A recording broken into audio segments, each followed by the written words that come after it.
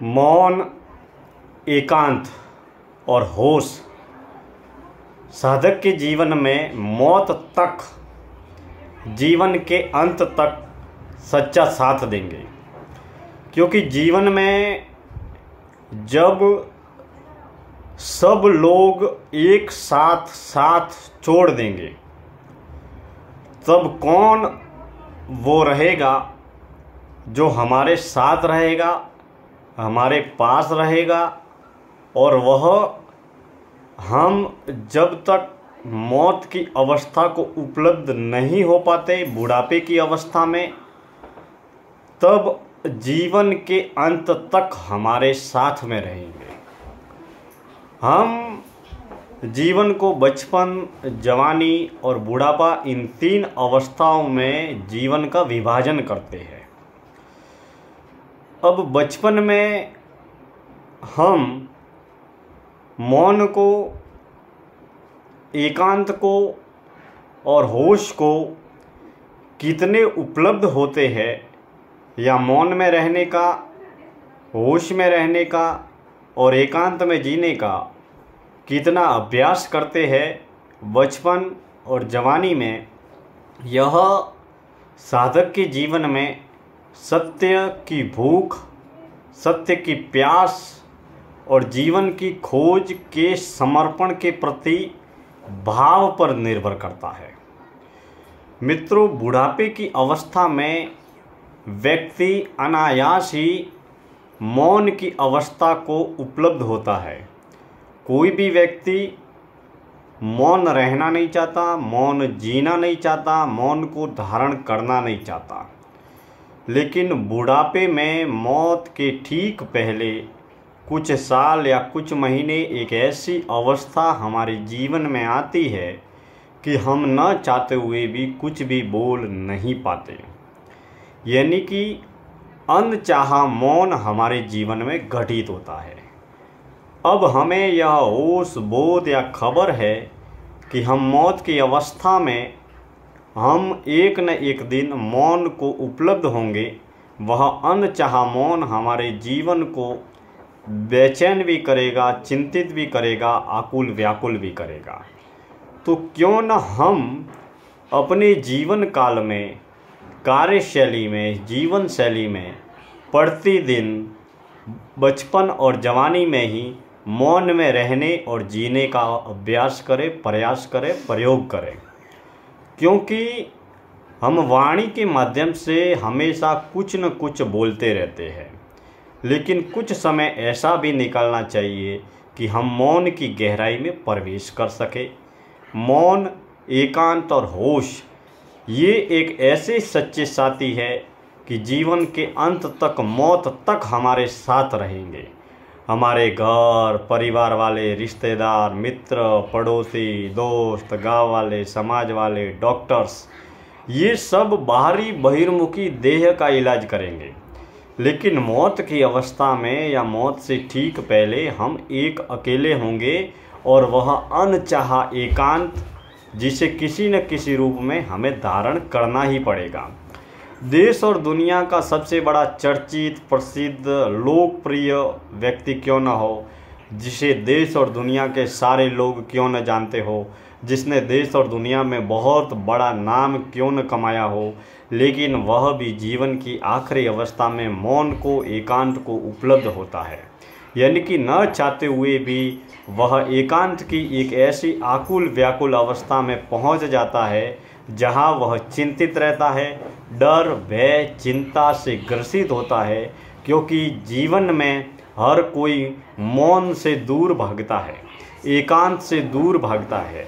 दुनिया का सबसे बड़ा शक्तिशाली व्यक्ति वो नहीं है जिसके पास में बहुत ज़्यादा धन है, दुनिया का सबसे बड़ा अमीर है, या दुनिया में सबसे ज़्यादा प्रसिद्ध है, या दुनिया में सबसे ज़्यादा बड़ा मान सम्मान, पद, पुरस्कार है। बेशक औजारू बाजारू सांसारिक व्यवहारिक जगत में अमीरी, प्रसिद्धि, मान सम्मान, पद, पुरस्कार की वजह से हम भले ही उसे बड़ा आदमी कह देवे, यह सांसारिक, व्यावसायिक, व्यवहारिक जीवन की ज़रूरत भी है। लेकिन दोस्तों, जो व्यक्ति जितना अपने दम पर एक अकेले रह सकता है, जी सकता है, मौन को उपलब्ध हो सकता है, एकांत में रह सकता है, जी सकता है, जिसने अपने आप की शक्ति सामर्थ्य को जान लिया मौन के जरिए, होश के जरिए, ध्यान के जरिए, साक्षी भाव के जरिए, एकांत के जरिए, वह दुनिया का सबसे बड़ा शक्तिशाली व्यक्ति है। क्योंकि वह अपने खुश रहने के लिए, अपने प्रसन्न रहने के लिए किसी और लोगों की ज़रूरतों पर निर्भर नहीं है। वह किसी और के विचार का, ज्ञान का या किसी व्यक्ति का या किसी कार्य का गुलाम नहीं है। वह व्यक्ति जानता है कि जीवन में एकांत सबसे बड़ी शक्ति है, और जो व्यक्ति जितना मौन रहता है, एकांत में रहता है और जीता है, समय समय पर एकांत में रहने और जीने का अभ्यास करता है, वह समय समय पर ऐसे रचनात्मक कलात्मक कार्य करता है कि देश और दुनिया दांतों तले उंगली दबाने के लिए मजबूर हो जाती है। क्योंकि वह अपने आप को जानता है। हम घर वाले, परिवार वाले, समाज वाले, देश और दुनिया भर की खबरें जुटाते रहते हैं, पाते रहते हैं, लेकिन हम जितना बाहरी बाजारू जगत में दौड़ते, भागते, भटकते रहते हैं, उतना ही हम अपने आप से दूर हो जाते हैं। दुनिया में असली अमीर आदमी वो है जो अपने पास में रहता है, अपने पास में जीता है, अपने आप को खोजता है। दूसरा, जो व्यक्ति होश में रहना और जीना जानता है, यानी कि दुनिया के सारे लोग जब हमें छोड़ देंगे बुढ़ापे की अवस्था में, जीवन की आखिरी अवस्था में, किसी ने बहुत बढ़िया बात कही है कि अगर होश में मरना है तो होश में रहना और जीना सीखो। यानी कि हमें बचपन में और जवानी में ही होश में और साक्षी भाव में रहने और जीने का प्रयास और अभ्यास करना चाहिए, ताकि हम मौत की अवस्था को और बुढ़ापे में जब अकर्मण्यता की अवस्था को, मौन की अवस्था को और एकांत की अवस्था को उपलब्ध हो, तब हम होश में रह सके, होश में जी सके। हम सुख को, दुख को, सफलता असफलता को होश में रहकर साक्षी भाव से देख सके। मित्रों, होश में रहने का प्रयास और अभ्यास प्रतिपल प्रतिक्षण हमें करना चाहिए। जब भी हम काम करें, होश में रहने और जीने का प्रयास अवश्य करना चाहिए। क्योंकि जब भी मौत होगी, यानी कि हमारी जीवन की आखिरी श्वास जब नाक से बाहर निकलेगी और बाहर ही रह जाएगी, और बुढ़ापे में हमारी मौत की जब घोषणा हो जाएगी, जब डॉक्टर लोग, वेद हकीम और हमारे घर परिवार वाले हमारे इस शरीर को देखेंगे और जब श्वास नहीं चलेगी तो इसे मुर्दा लाश या डेथ बॉडी घोषित कर देंगे, तब तक हमारे जीवन में आंतरिक अंतर्मुखी प्रक्रिया में हमारा होश हमारे साथ में रहेगा, हमारे पास में रहेगा। इसलिए मित्रों, मौन, एकांत और होश ये दुनिया के और अपने आप के सबसे ज़्यादा शक्तिशाली और सच्चे साथी है। आपके मित्र आपका साथ छोड़ देंगे, आपके परिवार वाले आपका साथ छोड़ देंगे, आपके घर वाले आपका साथ छोड़ देंगे। जीवन के अंत में अगर आप बहुत ज़्यादा पैसों वाले हैं तो डॉक्टर, वेद, हकीम आपका साथ छोड़ देंगे। जीवन के अंत में दवाइयाँ तक साथ छोड़ देगी, सब कुछ साथ छोड़ देगा। लेकिन आपके देह के साथ में, आपके मन के साथ में, आपके प्राण के साथ में जीवन की आखिरी अवस्था में आपका मौन रहेगा, आपका एकांत रहेगा और आपके भीतर का होश रहेगा। आप क्या कर रहे हैं, क्या बोल रहे हैं, क्या देख रहे हैं, क्या सुन रहे हैं। क्योंकि मौत की आखिरी अवस्था में पंच ज्ञान इंद्रियां कमज़ोर हो जाएगी, पंच कर्म इंद्रियां कमज़ोर हो जाएगी। आँखों से देखना, कानों से सुनना, मुंह से बोलना, सब कुछ बंद हो जाएगा।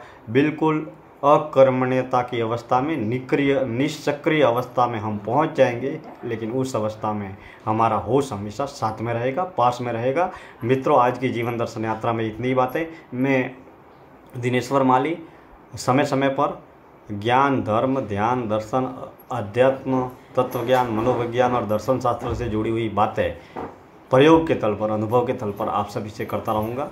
यूट्यूब पर दिनेश्वर माली ऑफिशियल पर आप जुड़े रहे। बहुत बहुत धन्यवाद। समय समय पर आप कमेंट्स के जरिए सुझाव भी देते रहे। धन्यवाद।